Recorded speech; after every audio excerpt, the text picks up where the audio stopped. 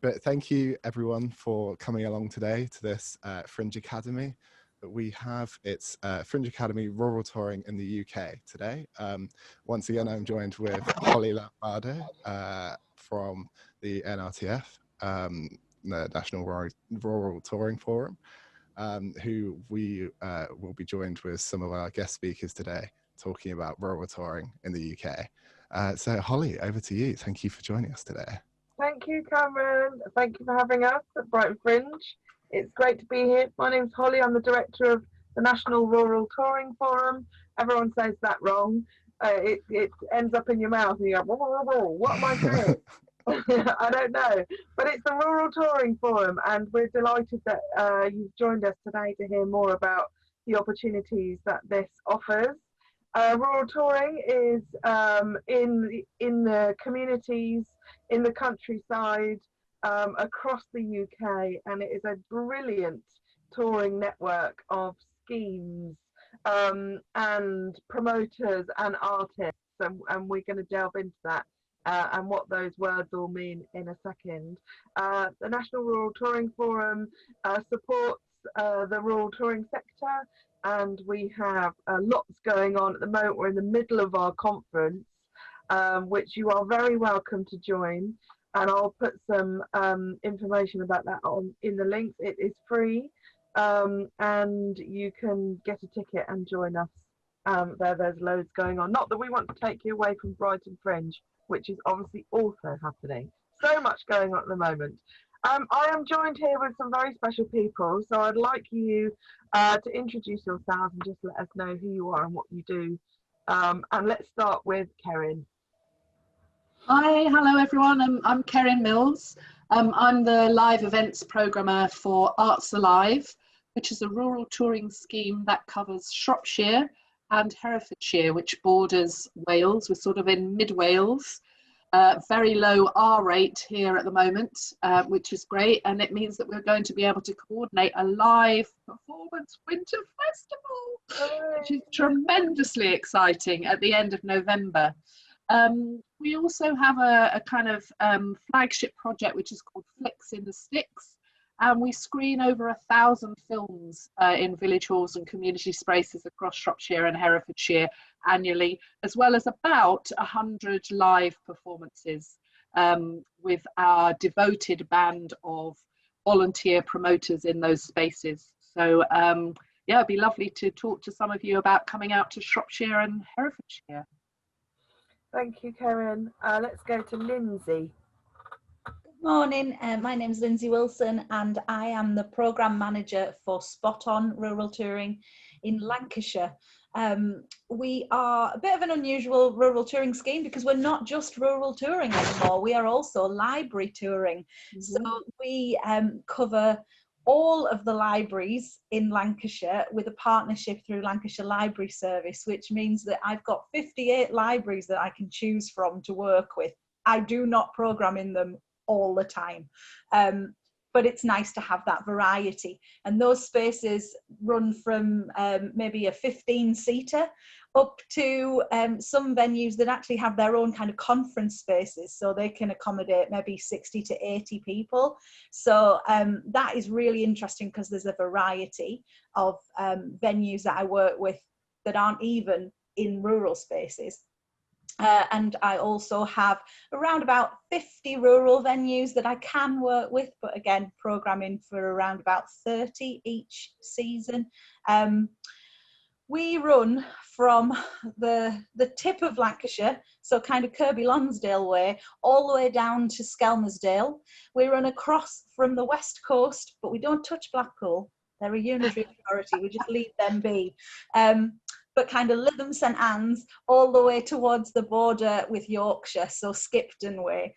So we really do cover quite a large landscape of Lancashire, and we work primarily with live performance in various venues, but we also have just recently launched a project called Spot On Stories, which is about working with artists to commission short kind of 10-minute films, which we're broadcasting digitally every week from the middle of October until kind of Christmas, and then we'll start a spring season again. We also work with a project called the In Crowd, which is about putting work in pubs, and Rural Touring Dance Initiative. We've got all sorts of strings to our bow. So it's don't just think that we're just rural touring and that's it. So much more. Thank you, Lindsay. Barbara, can you tell us who you are? You're unmuted. There. Hello, my name is Barbara Tremewan, and I have been a volunteer promoter in Cornwall for over 30 years. Well over half of that working with our wonderful rural touring scheme, Canter Cove. And I'm also a member of the NRTF board. That's all I can say about myself at the moment. A very valued member of the board, thank you. And Johnny. Hi, my name's Johnny Fluffy, well, it's John Seagrave, but for these purposes, I am Johnny Fluffy Punk, spoken word artist and theatre maker, and I make all sorts of, usually small, low-key, solo shows, which I tour in all sorts of places, but I do a lot with rural touring in various areas of the country, and a lot with the In Crowd, which Lindsay just mentioned, which is a similar kind of organisation, putting stuff into rural pubs, using those as a venue instead of village halls, which has been really, really interesting. And I do a lot with library services as well, especially across the Midlands area and a lot of rural libraries around there. So yeah, I go out into, well, what I see is I really enjoy taking theatre and taking shows and performances off the beaten track. So although I do a lot of stuff in black box theatre spaces, I always find it far more fun going out into communities and doing stuff with people who wouldn't normally go to theatre. So yeah, that's who I am. Thank you, Johnny. Dawn, another valued board member. Please introduce yourself. Hi, I'm Dawn Badland, and I'm the director at Applause Rural Touring, which will be, if you're all coming in from the Brighton area here now, will be your closest rural touring organisation. So we mostly cover Kent and East Sussex and West Sussex. We run a village hall programme of work, which is sort of the traditional rural touring model. And then we have quite a large outdoor strand of work where we commission artists to make work for village fetes and small community festivals. And we're also the lead partner for In Crowd, which has been mentioned previously, which is spoken word working with rural pubs. And that's spread out across the country somewhat. Not the best project to be running at the moment, but you know, it has its good days. Yeah, so that's Applause in a nutshell. Thank you, Dawn. I'm going to stay with you, Dawn, because we've heard about schemes and promoters, and in black box theatre, that sometimes that is slightly different language to what people might be used to with touring. Can you explain about how rural touring works and what schemes are and how they program and the menus and things like that? Can you enlighten us?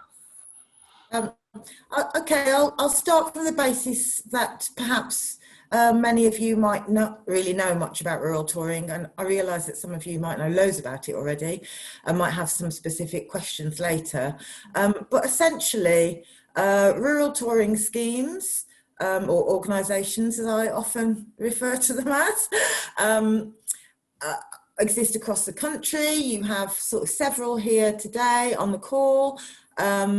And most of them are members of the National Rural Touring Forum, but they are all independent of each other. So some are charities, some are services that run out of local authorities. So there's a mixture.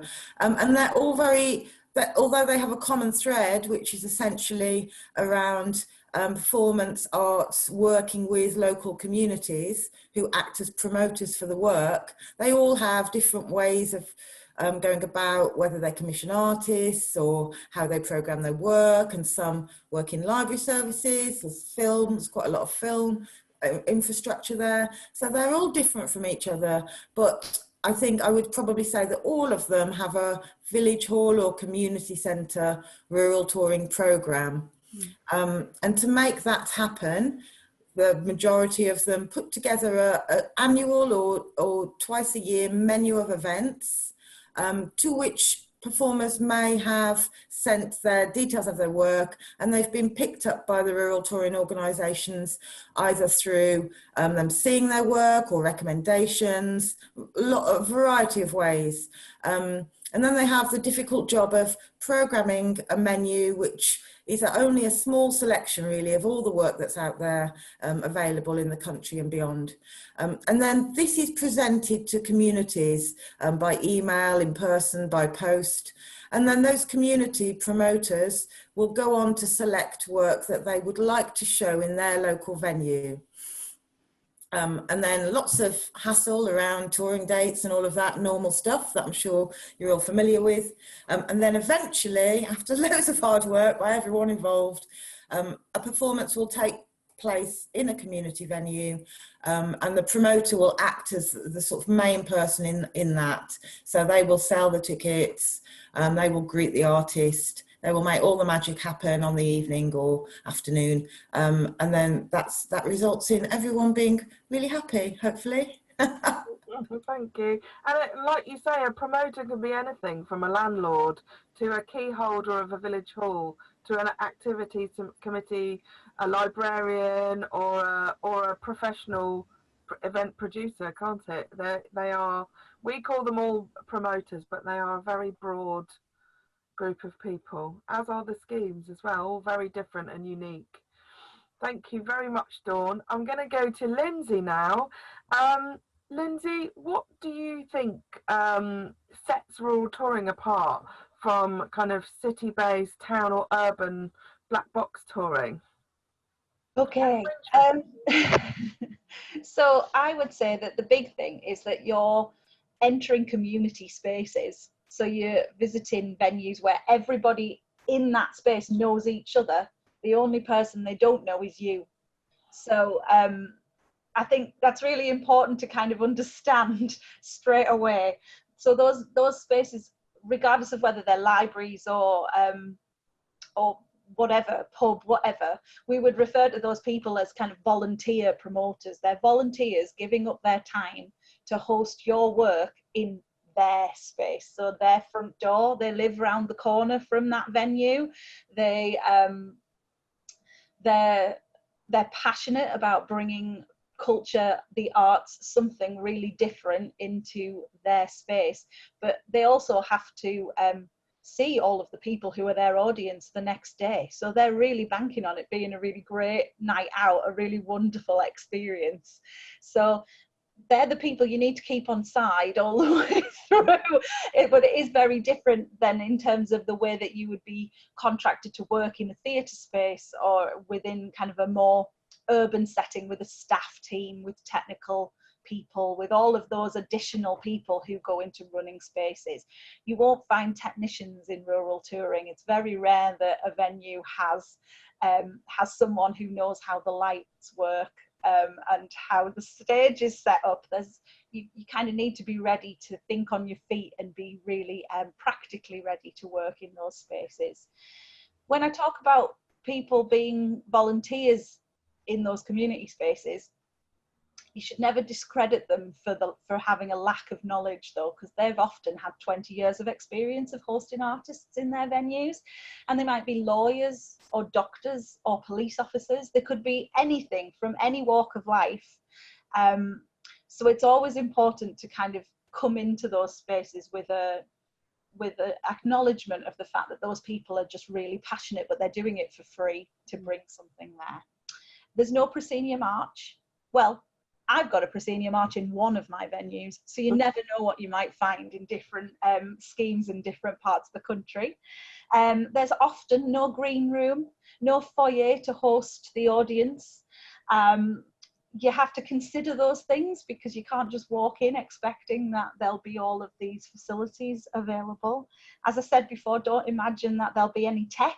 What I like to tell artists is that imagine you're getting 4 walls, a roof and a plug socket. Basically, that's what we can offer you. We might have all sorts of things, but it's always nice to be prepared for every eventuality. I don't want to do it down, because I think there's something really, really special about coming into a rural touring venue. The places you will see and the people you will meet will potentially be life-changing experiences, but will certainly be memories to take with you. You will get immediate and upfront feedback about your performance. They will reach out and they will touch you, because they are only, well, officially social distancing 2 meters away from you in your performance space. But the audience that you're getting won't be fans of your work. They won't have heard of you, most likely. They won't know about a specific genre of performance that you've created. They're looking for a universally appealing great night out that potentially challenges them, that makes them think about whatever it is that you've brought to their venue. But without sounding really cruel, a lot of the time the art isn't really important. It's more about getting that group of people together into that space and them seeing each other and having a community experience. So yeah, think about your universal appeal. Don't imagine that it's about kind of a niche group of audience members, which you may get if you were in an urban setting or a theatre space in that way. I could go on, but I don't want to take a bit of time. That's really good. Thank you, Lindsay. So where to start? Karen, we're going to come to you. And what advice would you give to some performers who think, yeah, you know what, I'd like to do rural touring? Where would they start? Well, I think Lindsay just gave a really very clear overview of what artists and performers might expect in that rural setting. And just to echo one thing in particular, which is that immediacy of feedback. That is the thing that when companies come and rural tour with us for the first time, that is the #1 thing that they find most different about performing in rural venues and communities, that, you know, the evening doesn't end with that final word or that final piece of music. It ends when they finally walk out of the village hall or the community space, having spoken to everybody. And that is a very rare experience, I think, for a performer, particularly in a conventional theatre space. So I just wanted to make that point again, that Lindsay did articulate so well. But yeah, where to start? I think, as Dawn already inferred, there are a lot of local schemes. I think, if memory serves, there are 32 rural schemes across the UK. And so the best starting point is probably to look for your nearest available local scheme, local to you geographically. Dawn again has inferred that probably for most of you, if you're in that kind of Brighton area, it's Applause, so get in touch with them.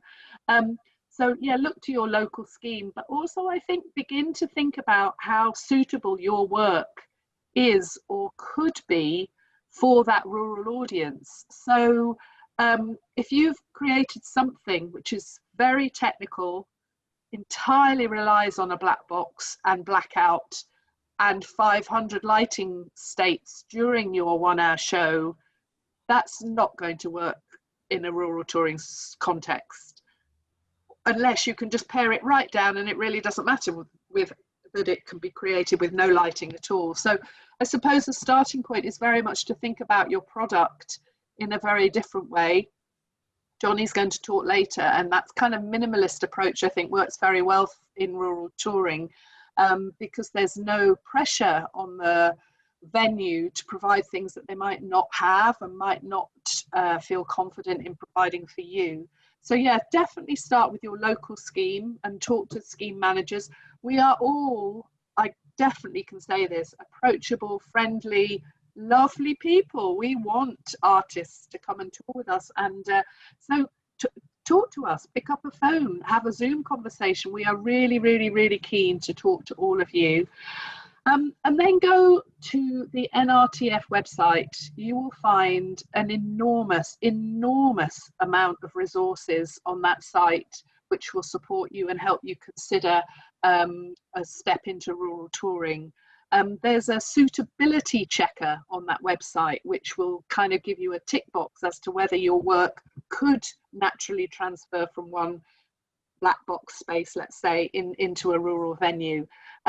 And at the moment, the NRTF is absolutely free, a free membership for artists for this year. So do take advantage of that, sign up. They have regular bulletins, regular, well, at the moment it is their national conference, which you could tune into, as Holly said. There's another 2 Tuesdays coming up for that national conference. So as a performer, the where to start is come and talk to us. Talk to us about what you're thinking of.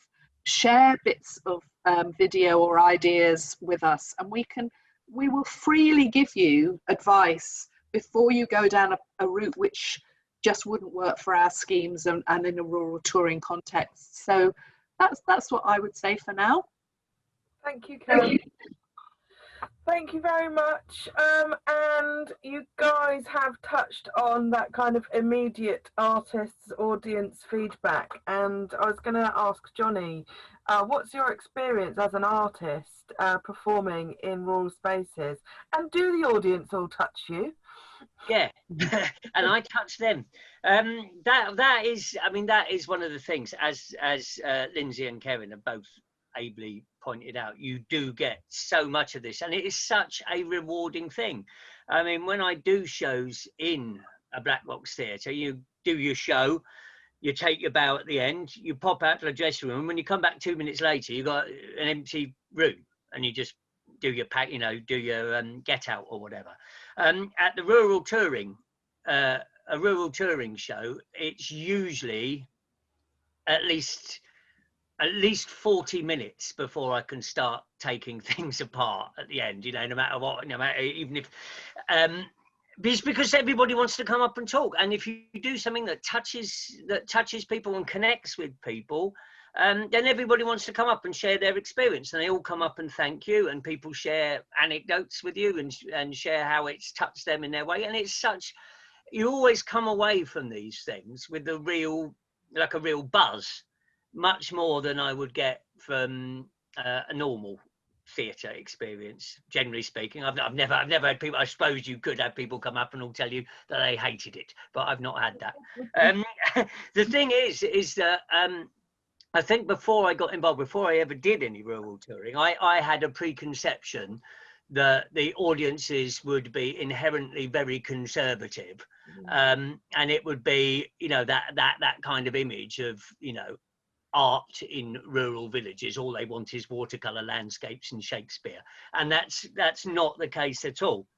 And the stuff that I do, I don't consider myself, I'm not doing experimental theatre or anything like that, but I am doing stuff that comes from my heart and has loads of reference points that, an awful lot of people conceivably won't get, but that doesn't matter, because if what you're doing, I think what you're doing has to have a core of universality about it, so that I can talk about obscure things on the John Peel show at a rural touring thing, and everybody loves it, even though they may never have even heard of John Peel, because the way I'm presenting it all, is a universal. It's touching. Everyone's been young. Everybody's, had these experiences in their own way, and that's what connects with people. And sorry, what else did you say, Holly? Was there something else I'm supposed to be? You've touched on why is it different from black box, but if you've got any anecdotes to tell us about experience you've had, you don't have to say now, you could think of some, but just to kind of, what's it like? But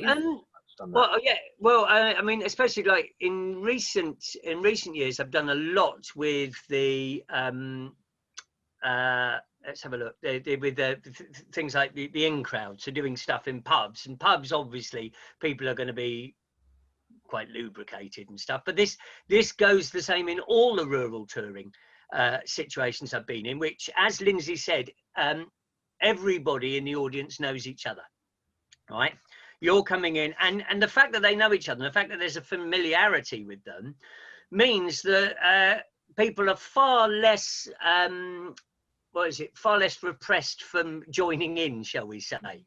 So you certainly get a lot of, you know, if something touches someone particularly, you'll get somebody in the audience might shout out something, well, that's just like him over there or whatever, and you know, and the audience will start. And that's a beautiful thing, because that's what I'm really interested in, is this thing of making communication with people. And it's certainly an environment that really suits stuff that breaks the fourth wall, for definitely, you know, a lot of theatre now, there's far less reliance on that kind of fourth wall theatre, where you ignore the audience. But it's certainly very good for the barriers breaking down. So I'll often have people within the audience, even though what I'm doing isn't calling for it directly. I'm not asking for audience participation. Audience participation, to one degree or another, is a fairly regular occurrence. And that's, to me, that's beautiful, and it sends things a little bit off piste as well. So you do, I mean, I love the fact that it gives me so many opportunities to spontaneously improvise around the situation, because somebody has, you know, shouted something out or whatever. And but I mean, that isn't to say that they are rowdy and disrespectful, far from it, but it just really shows that they are listening, and it just feels so much more inclusive than other performance arenas, I find. But I would say that to any performer thinking of doing it, as has been stressed by the two previous speakers, is be self-contained. I make all my shows totally self-contained. I have all my own, whatever sounds, music, lighting effects or whatever I might want, I have with me in a kind of low key, operated by myself, very simple lo-fi way. But that just really helps, because I mean, some places I've been to, they've got somebody in the village who used to be a lighting designer and has got a full rig of lights, and they ask you, what do you want for your lights, and that kind of thing. But 99% of the time you won't get that. You'll be working in all kinds of shapes of places. Some of them will have a stage, some of them won't have a stage. You'll have to deal with all sorts of awful strip light situations sometimes, which is never good, never anybody's ideal to do anything under strip lights. But you just make do with it. You work with what you've got, and as I say, go self-contained. I always have a little backdrop as well, which I don't, most of the time I don't use, but if necessary, if wherever you're performing is just so cluttered, it looks, you can just hang this thing up behind you. Hang a thing up behind you, have all your own sounds, your own lighting, and your own simple lighting. As I say, don't go for anything too complicated. And you can, and people will be so open, because it is, as has been said, this night out. It's an event, it's a night out. People want you to do well. They don't come not wanting to enjoy it. They want you to do well. They want to get something from it. All the stuff I do is entertaining, but it also hopefully makes people think, touches them in ways that they can discuss. And afterwards you see everybody sat around in little groups discussing what they've seen. And I'd say I'd recommend it to anybody as a performance space. I'll shut No, that's brilliant. Thank you, Johnny. I think you summed that up amazingly well. I want to do it now, but I'm not an artist, so I'll just stick to these, I think. Barbara, you are a promoter, so you're in one of these venues. Can you tell us how the venues work with the schemes and with the artists? How do you choose work to put on? And also, how are you connected to the community and the audiences who come in? Do you sell tickets over your garden hedge? Yes, I'm one of those lucky people who gets to put the show and the community together, and it is a really privileged position to be in. I have to say I'm not overly keen on the word promoter. I know it's the word we have to use because it has connotations of something that I don't think we are, albeit it's qualified by volunteer. But in a sense, I suppose we're hosts. That's a better word. You know, you get the party going, you get the nibbles out, you invite everybody, and you try to make sure it all works. But anyway, we're known as volunteer promoters. Dawn touched on the menu party. It's different throughout the country. I appreciate that. So I'm talking from the experience of Cornwall. But when the world was a different place, we had 2 menus a year. We have a spring and an autumn show. Cardico put together that wonderful menu. It's huge. You want everything. You go to the menu party, you come out so excited. You want everything, but certain things fall off straight away because you can't find a venue for the date that's available. They need accommodation for 20, you know you can't do that. So there's a certain amount of sorting and losing some of the things you really wanted, and a bit of selection that way. But mostly you're thinking about what your community would like, or what sometimes a promoter would like to challenge the community to like. It's not all about, oh yeah, that would go down well here. There has to be there is a certain amount of, that sounds really exciting, and I really think that my village would be really up for that. So there's various thoughts go through, but there is also a certain amount of practicality involved from my point of view in the selection. And sometimes you put your choice forward and you don't get it because it doesn't fit in with what the scheme's doing. They do a fantastic job. We do the easy job of choosing and then putting it on. The scheme is the thing. They have to work out this tour for everybody, fit everybody in. It's this enormous jigsaw. I have no idea how it works. I don't know how anybody ever sleeps doing it. It's just manic. But somehow out of this comes this amazing tour around Cornwall for all these various people who appeared on the menu party. Not all of them, but some of them. So then from that, as a promoter, it's just about putting the show on. The contract is between, well, for our scheme, the contract is with the promoter.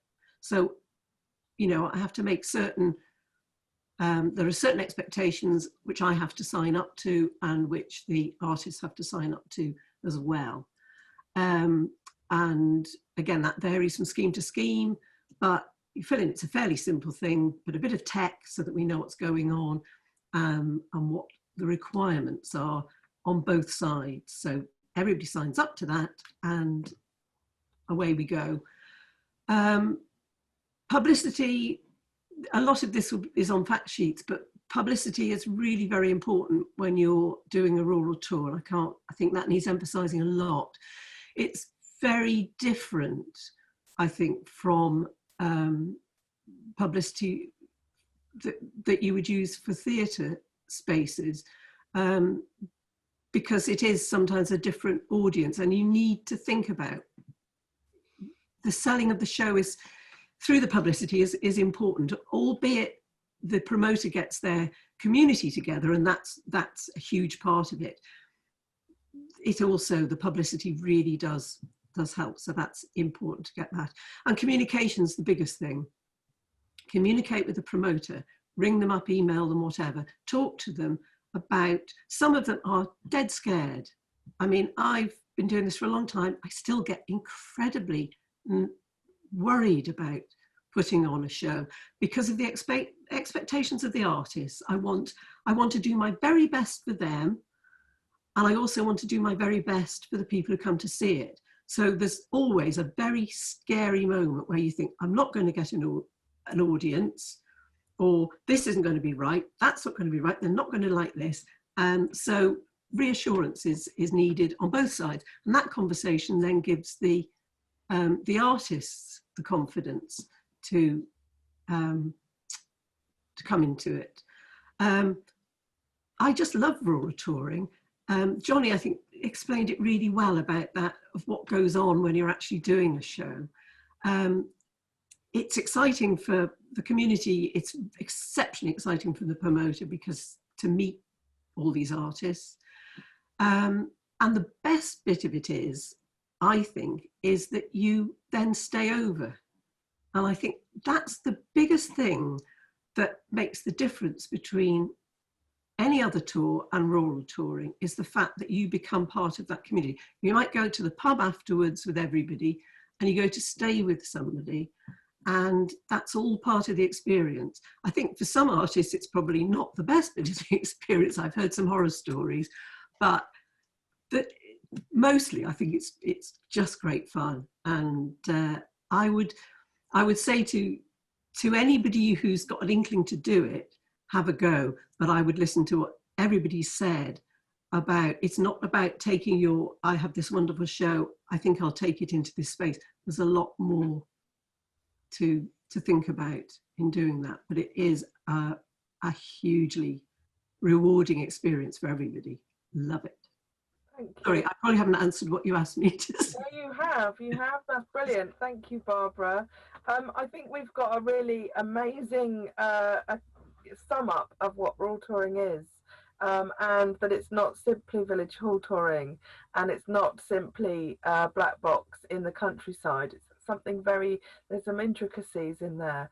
We've also established we're not keen on the word scheme or promoter, so we might have to think about how we change those. I like host and rural touring organisation also, so maybe we could think about slowly changing the terminology at some point. So we've been talking about touring, but the reality is, although lots of schemes and promoters and artists have been touring rurally, they've done it quite quietly, because everything has been hyper-local. It's been for that specific local audience or that specific village. It's not for national marketing. So it has been happening, and it's been happening quietly and safely, let's just say. But the reality is that there is not as much touring as was, and in March we saw 1,000 shows cancelled in rural touring, and in autumn too there's been things not programmed and things cancelled, and it's been a really devastating time for artists, promoters and the schemes as well. Does anyone want to talk about what's happened, and also maybe some positive thoughts for the future on how that might start up again and how it's affected what you do? Yes, Karen. Yeah, I mean, there's no doubt that the virus, which we're all being very good about not mentioning too much, which is good. Let's focus on the positive, not the negative. Really took the wind out of all of our sails, and seasons that had been planned were absolutely decimated. But like Spot On and creating these opportunities for the Spot On stories, Arts Alive worked with a haulage company, and we put a show on the back of a lorry, which we toured to various villages. Obviously that had to be quite low tech, but in the sort of tradition of the 16th century troubadours who went around villages and part to cart up and presented work, that worked tremendously well, but the weather was still quite good. Arts Alive are actually going to be buying a large tent. We've managed to secure a bit of capital, and we're going to buy a performance tent, which we intend to put up from March through till the summer next year, and run a Friday night program, a Saturday daytime program and a Sunday daytime program over most weekends, because it takes ages to put up such a big tent, because it needs to be quite a big tent. So we're going Arts Alive under canvas, where we can be more COVID safe, and we are confident that we can put things in place to protect our performers and our audiences. So that's kind of quite exciting, to be thinking differently. And we're talking with a few artists about presenting some work from an ice cream van Johnny, I think you'd be fabulous in an ice cream van. So, you know, the one thing that does still happen in rural villages is, bizarrely, an ice cream van does drive through, and it's got a most amazing inbuilt PA system. You can hear them coming for tens of miles. So we are looking for work that might work out of an ice cream van, obviously quite a small performance window, and for very intimate audience. And we're looking at how we might be able to get shows in village halls, which are being used by schools as additional classrooms.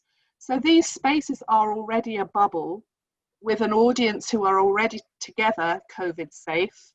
And we'd like to introduce some shows to schools that are using those village halls. So perhaps looking at a raft of slightly different program for Arts Alive of shows for children and young people. Most of our demographic are older, mature folk, retired people, generally speaking. I mean, that's a generalization, but that's it. So yeah, just looking at alternative ways of doing things. We've run a Arts Alive at home program of work since April. So we've put pre-recorded work online. People have tuned in on a given day, so everyone's watching at the same time. And then we've had a Zoom Q&A with the creative folk, either the producers or the ballet dancer or the performers. And that's gone down very well indeed. And I think just knowing that everybody's watching at the same time gives you a little tad of the sense of that community experience, particularly when suddenly it's opened out and you see all these people, oh, you were watching, oh yeah, and so then you're all talking together like we are now. So yeah, thinking differently and open, really open to suggestions, creative suggestions of how we could keep live work happening, because we have to. It is genuinely making some of our communities unwell, not now having these collective experiences of a cultural activity or event on their doorstep. And I mean that most sincerely, that we are hearing stories of people's mental health and people's physical health deteriorating as a result of not going to Arts Alive screenings or events, and that breaks my heart. Johnny, go for it. Yeah, I mean, I would echo exactly what was being said there, because that's it is so important for people, as you know, for people's mental health. It's almost like no, I don't like to follow Boris Johnson in using war metaphors, but it is this kind of blitz spirit. You need things to keep people's morale and hope, and just a feeling that people are making an effort and trying to do things. And I mean, I've had my work completely, you know, same as most artists, but we've managed to do certain things. We've done a few shows in the past few weeks, just like low key locally in people's gardens and stuff, just like performing from the summer house and that kind of thing, just making, and it's been so well received, and people come and people hang over garden fences to watch it, and they are just laughing because they just so want some kind of communal event. And I think the rural touring circuit is far better suited to be able to, you know, it is that kind of model is going to be, I think certainly in the immediate future, it's going to have to be the way going forward for a lot of things. And in terms of you're using non-theatrical spaces in order to present shows in, so almost the rural touring circuit has got the lead on the country in this, because ordinary theatres with their close packed seating and all very tight and enclosed is just kind of, you know, an absolute no-no at the moment, in any kind of financially viable way. And yet this using alternative spaces and creating work that can work in all kinds of unusual venues and stuff, you've got infinite potential. And I think, I mean, it is a situation where we do all have to kind of pull together on this. And, you know, I'm more than happy to consider any kind of, you know, like this suggestion of an ice cream van is absolutely fantastic. Oh, you know, brilliant performing. Yeah. You know, that kind of, it's a challenge we've got to write. And as artists, it's an exciting challenge, create stuff that can be done in all places. Create something that can be done through the window of an ice cream van. You know, to an audience of maybe like, I don't know, you probably only had to do it to about 10 people, sort of spread around you, but you could do something quite short that you do loads of times, and that's great. And everybody has that, you know, you are like a kind of emergency service coming into a community, really. And you can do something beautiful and inclusive and warm and make people feel part of something, even if only for 15 minutes, and then bring another lot in and make them feel part of something. I mean, it's invaluable. Anyway. Thank you. And someone has asked in the chat if anyone can talk about how capacity of the venues is changing in this new world. Who would, Dawn or Lindsay or Barbara? What's happening in this? Yeah, one thing I would just say in that, because I'm not, although I use a hall, I'm not part of the hall, but I think it's the same. And talking with other promoters when they've been Zoom get-togethers with promoters, one of the things that I think is a difficult one to get over is that personal responsibility that promoters feel, because they are part of their community. And you hear this a lot from people saying, I don't want to be responsible for, anything happening, an outbreak of the virus. And I think that's a reasonable thing to feel, that because you can't be too gung-ho about this, and you do have that responsibility. They're people you know, and of course a lot of rural communities are in a sort of vulnerable age group. So that is a tricky one. Our own hall is actually shut again. It did open. It was one of the first halls to open, used on a fairly minimal amount, but they just took the decision a few weeks ago that it wasn't viable to keep eating, doing everything else, and they've just shut for the time being. I've got a show booked just before Christmas, and I'm really hoping that it's going to go ahead. But it's like, you just can't, it is hard to think about. It's a very COVID safe. We have got one of the biggest halls in Cornwall. It's a very COVID safe space, but it's still about people's attitudes. I think that's where the bottom line on it all is. Thank you. Dawn, did you want to come in on that?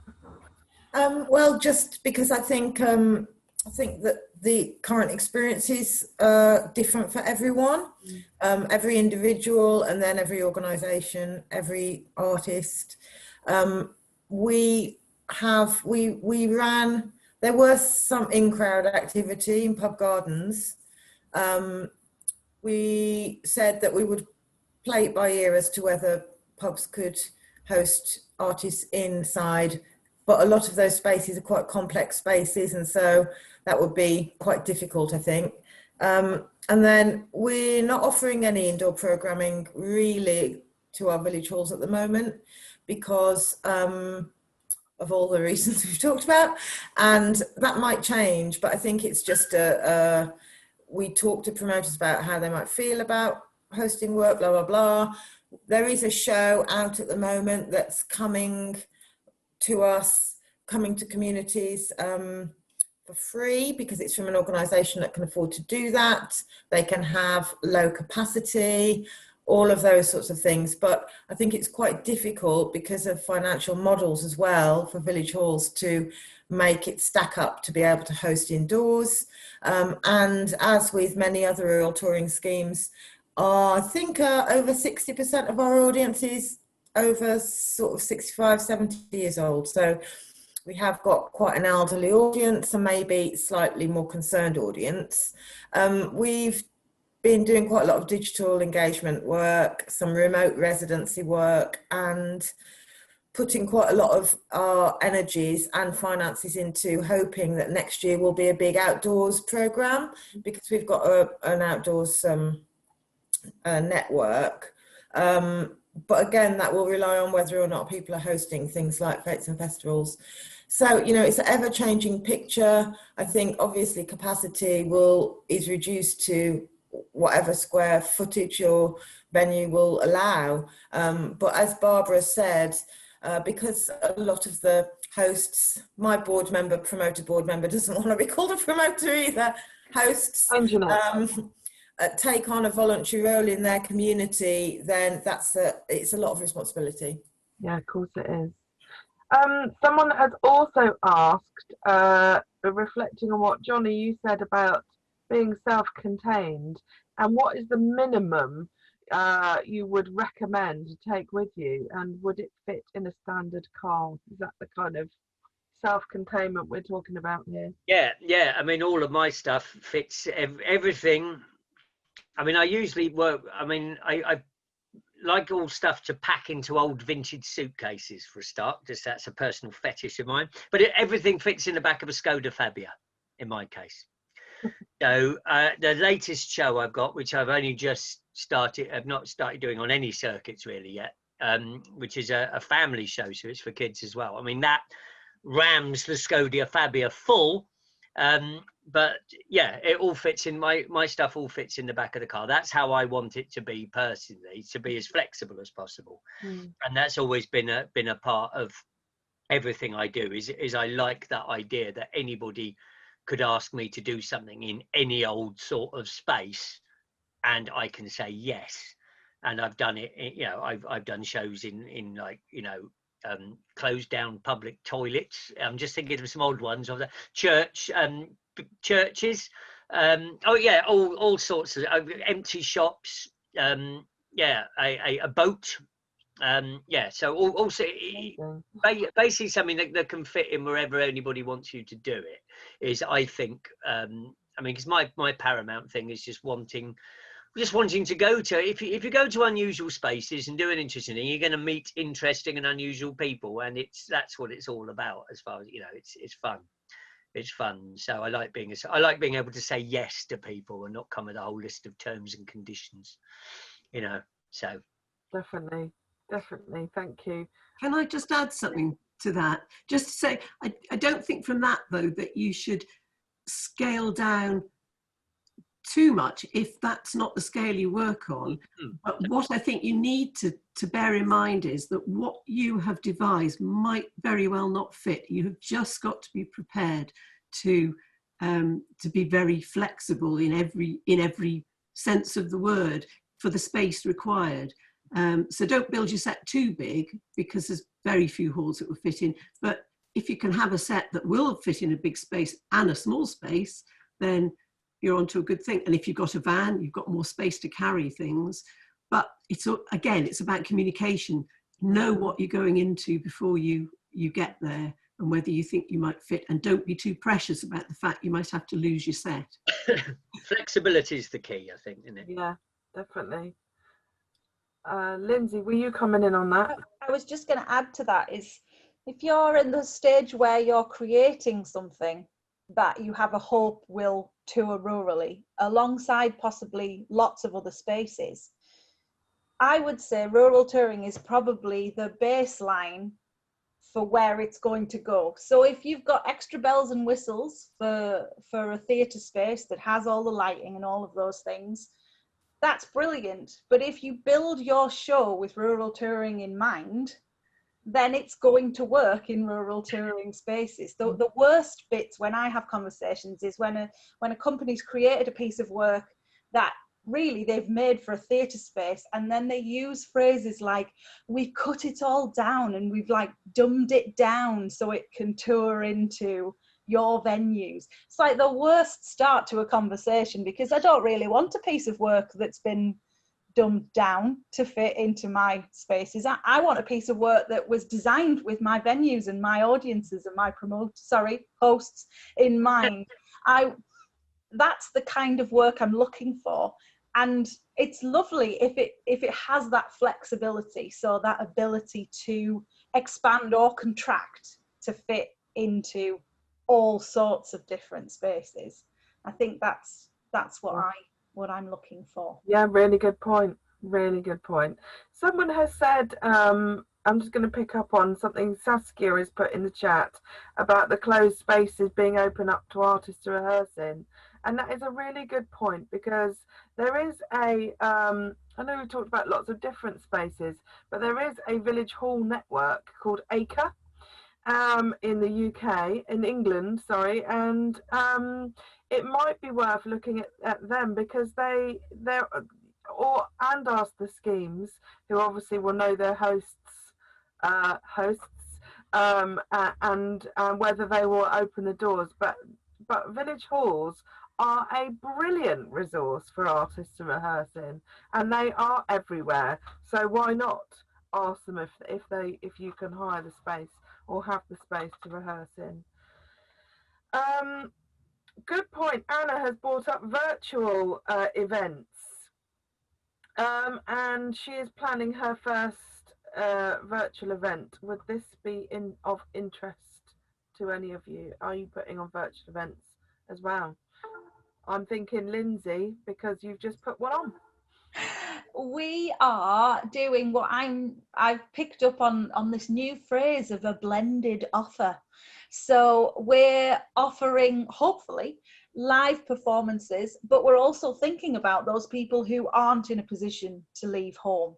Now, those people should have been being thought about even before lockdown happened, because they still existed before lockdown happened. But I think this has really helped to emphasize to us that that a blended offer of digital performances, of telephone theatre, of lots of different ways of accessing performance would probably be a really great way to go now. So it's about inclusivity for all of the different varieties of audiences and of artists, and trying to find ways of enabling them to have some sort of meeting space and place for art to happen.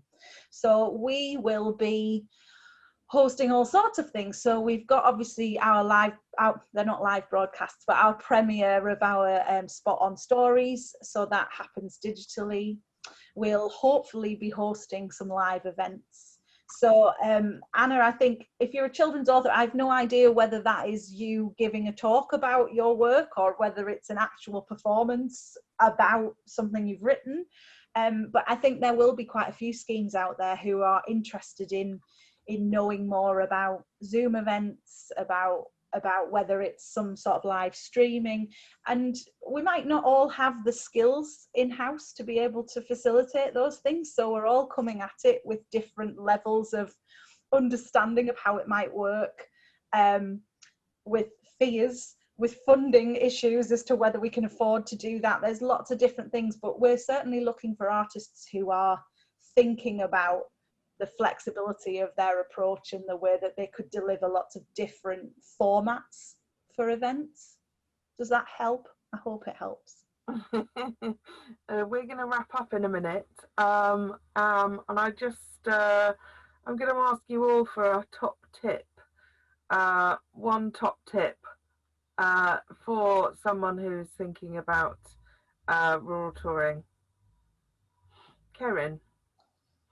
Be really clear what your offer is, and make sure you communicate that to both the organisation / scheme manager, who would then be able to communicate that clearly to the hosts.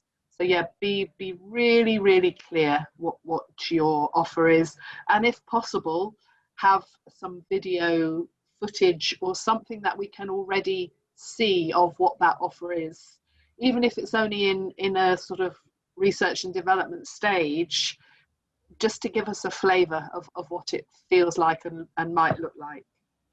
Thank you. Who would like to go next? Top tip, Dawn. Well, I suppose I would just say it's possibly quite important to know that I don't think that rural touring programming gets booked without either someone having seen your work online or otherwise, having had a recommendation, or some kind of, not much work gets programmed completely blind to all of that. So obviously for more emerging companies, that's more difficult because you need to get your work under someone's nose. So yes, there needs to be a way of finding to do that, really, I suppose is what I'm saying. because it's, yeah, I just thought it was important to know that. It needs to have been seen probably by someone, and then that's more likely to have a knock-on effect that you might get picked up by more people, blah, blah, blah. Yeah, good one. Really good one. Anyone else would like to do a top tip? Barbara? I would just say that just to remember that the person you will, when the show is going to be put on, the person you will be dealing with is the promoter. And although they have this grand title, that's not their job. But they are volunteers. They come from all walks of life and all experiences of life. They're mostly lovely people, but if you send them a huge technical specification, you will frighten the life out of most of them. Don't do it. Just talk to them as people, tell them what you want or ask them what you would like, and have that two-way conversation, and do it as often as you can and be as reassuring as you can. And you all have a brilliant time. And always remember, the dietary requirements on the contract is really important. I was once by a very well-known musician. He completely forgot to tell me he was vegetarian till he was half an hour away. Oh. A very quick vegetable hot pot was brought up. So that's a big top tip. Thank you. Johnny? Okay, yeah, I would just say, as a performer, considering doing this, just be warm, be open to new experience, and just, yeah, what either Lindsay or Karen said about, you know, people saying they were dumbing it down or whatever. Don't do anything like that. Never underestimate the audiences at rural touring. I found them to be open to all kinds of esoteric things, and yeah, it's a real mistake to think that rural touring is somehow just, you know, dealing with a load of old conservative pensioners, because I've had the best times and the most wonderful after gig conversations with the most interesting people at rural touring. So yeah, go for it, and don't be afraid of the audiences or new experience. Brilliant, thank you. Lastly is Lindsay. Would you like to give us your tips? Everyone's were fabulous, so I'm going to do a really practical one, and it is a really, I'm coming close to the screen, it's really important. Always pack your own extension leads and bring plenty of gaffer tape. Yes, yes, yes. Nothing else matters. Don't put the gaffer tape on the lines for the badminton. Oh no. Oh no, seriously now. So thank you everyone. Just to there's some information in the chat about how can we invite you to the Brighton Fringe, which is a really good point. If you need everyone's contact details, you can find them on the NRTF website in our members area. You can search for everybody here, or certainly put your details in. And yes, the NRTF, I've put some links up. The NRTF is free to join for everyone at the moment until April 21. There's so many resources, contacts, and you can also put call outs, shout outs, invitations on there, and those will be emailed to all of our 400 members every Friday. So it's a really good way to tap into more people. We've also got the free conference. As I said, those links are also in the chat. And next week, on Tuesday in the afternoon at 1:30, we've got Pentabus, who are a NPO organisation who make work specifically for rural touring, and they do collaborations and commissions and things like that. And they're going to be running a workshop on how to rural tour, which will be really brilliant if you want to expand on the things that have been said today. And with that, I think I'm going to say thank you ever so much for taking the time out of your days to share with us today. Karen, Lindsay, Barbara, Johnny and Dawn, thank you for being with us, and good luck everyone in Brighton, and hopefully pitch in a word after, sorry, just to jump in at the end. Thank you everyone so much for coming along this morning. It's been absolutely fabulous and very informative as well. So this recording will be up on the Fringe Academy resources page along with all of the links from the chat, and it'll be on the Brighton Fringe YouTube channel as well. So if you need to find any of these things after the fact, just head to our website or our YouTube channel. But thanks again everyone from the NRTF for coming along and sharing your words of wisdom.